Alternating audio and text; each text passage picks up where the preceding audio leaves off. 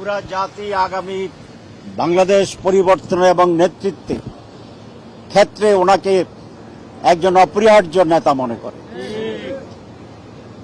আলহামদুলিল্লাহ, আমরা এখন ওনাকে বাসায় নিয়ে যাব। ওনার সেখানে আরো 2 সপ্তাহ রুটিন মাফিক ওনার রেস্ট প্রয়োজন হবে, কিন্তু এই জন্য উনি ইনশাল্লাহ কর্মক্ষমই থাকবেন। উনি আমাদের সবাইকে পরামর্শ দিতে পারবেন এবং 3 সপ্তাহ পরে আল্লাহর সাহায্যে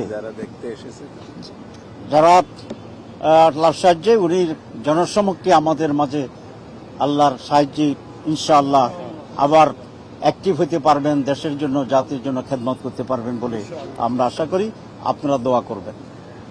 ওনাকে অনেক লোকেরা দেখতে চেয়েছিল, হাজার হাজার লোক দেখতে চেয়েছিল, আমরা অ্যালাউ করিনি। কিছু গুরুত্বপূর্ণ দলের প্রতিনিধি ব্যক্তিরা এসেছিলেন, অনেককে আমরা তখন দেখানোর ব্যবস্থা করতে পারিনি ডাক্তারদের নির্দেশ অনুসারে। তারপরেও শেষ দিকে এসে কিছু কিছু লোকেরা দেখা করেছেন। আমরা সকলের প্রতি কৃতজ্ঞ। যারা দেখতে চেয়েছিলেন আসতে পারেন নাই তাদের প্রতি, যারা এসেছিলেন দেখতে পারেন নাই তাদের প্রতি, যারা এসেছিলেন আমরা সিলেক্টিভলি দেখার ব্যবস্থা করেছি তাদের প্রতি, এবং সারা বাংলাদেশের হাজার হাজার টেলিফোন করে দেশ বিদেশ থেকে ওনার জন্য দোয়া করেছে।